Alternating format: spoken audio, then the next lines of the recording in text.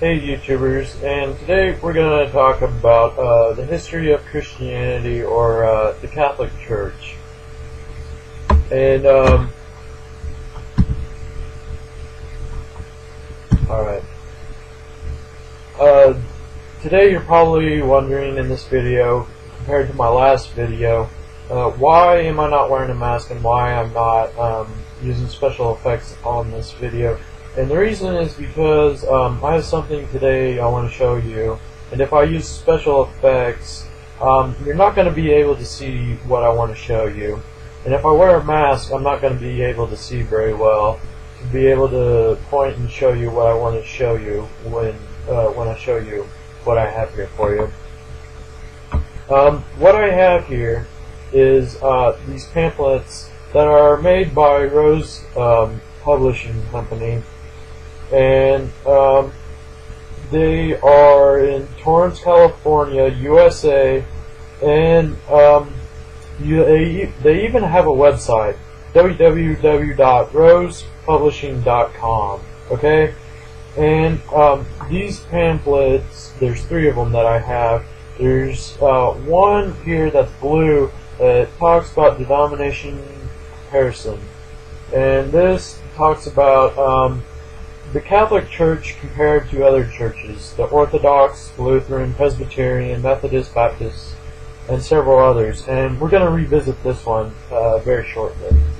This other one talks about Christianity versus cults and the occultate, which, you know, is your Satanism, your spiritualism, and Scientology. And yes, Scientology is a cult. And this other one, this purple one, is Christianity versus cults and religions, and this talks about Christianity versus Scientology and Wicca and other world religions, Buddhism, Hinduism, Islam, and the Nation of Islam. And there is a difference between Islam and the Nation of Islam, by the way. But like I said, we're going to get back to this first pamphlet I told you about, this blue one that was titled Denominations Comparison. And in this one, and as well as these other 2 here, what they do is they compare the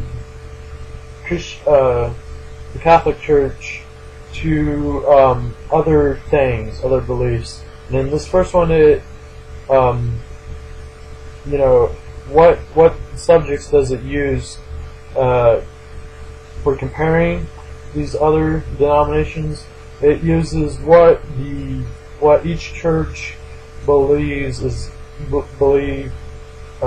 God is. They believe who Jesus is or was, how we are saved, what happens after death, if they have sacraments, and if they do, how many are there, what they are, what other beliefs and what other practices do they do. And also it gives you pretty basic information as well. It tells you when each of the churches were founded and by who and how many members there are. And all 3 of these were printed in '07. And so the numbers that are in here may have changed since then, but you can probably get these off their website.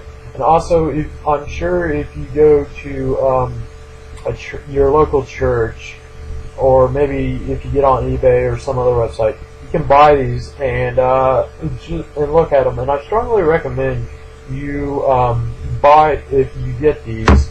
They're really good for reference, really. And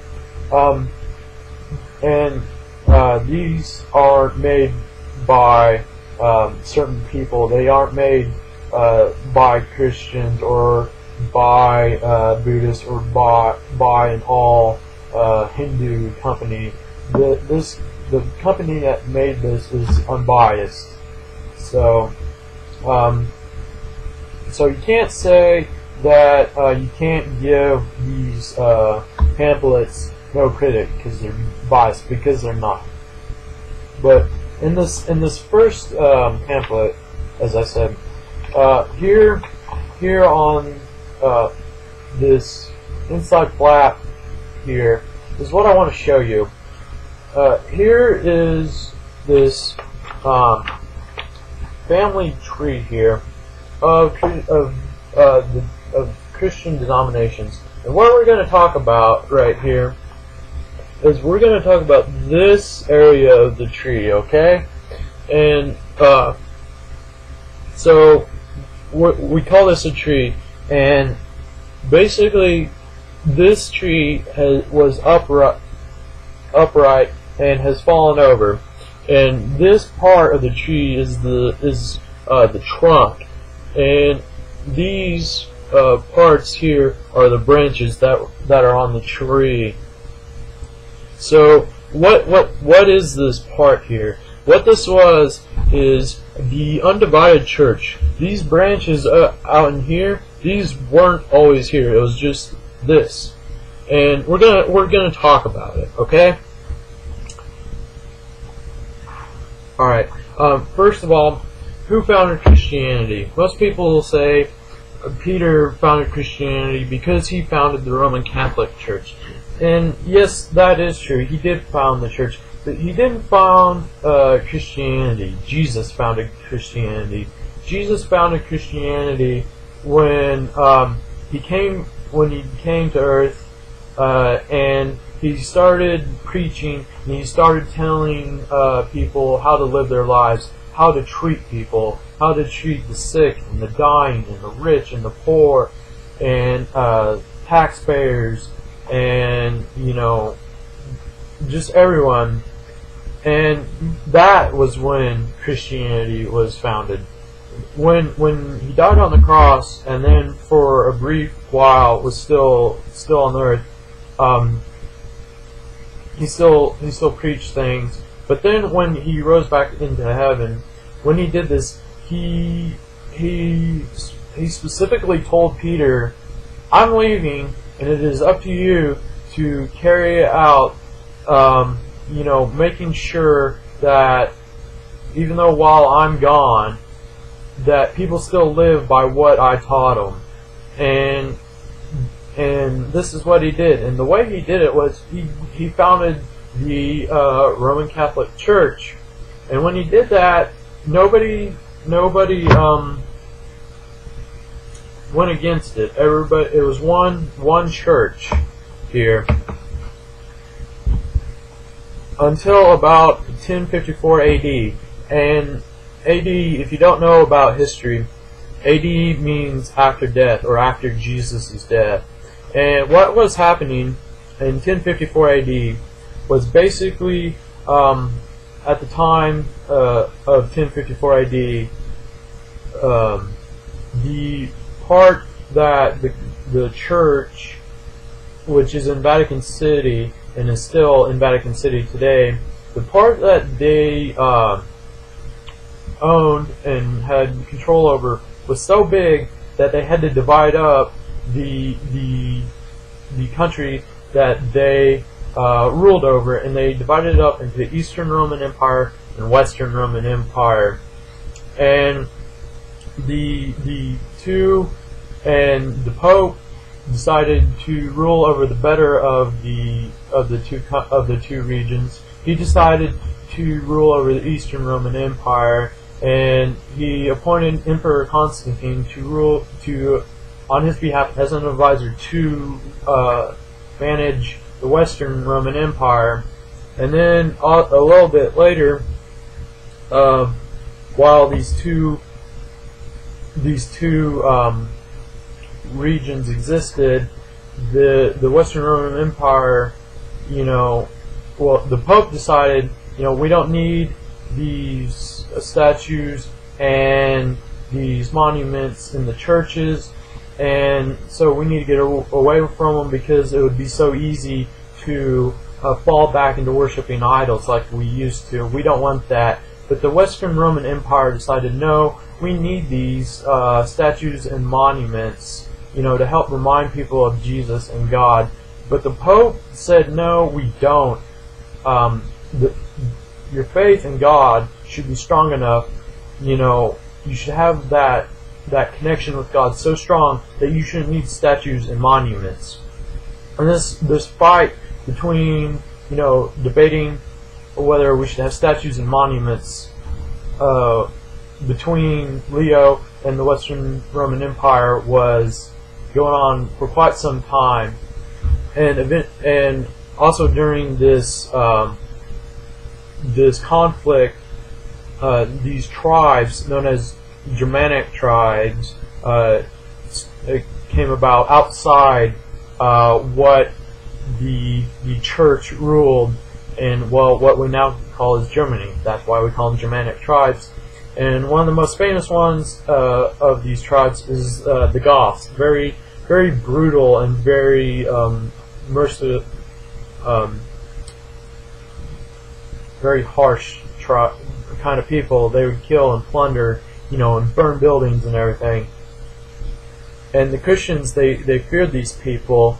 So when these tribes came through, they burned and razed and all the churches and all these holy places, and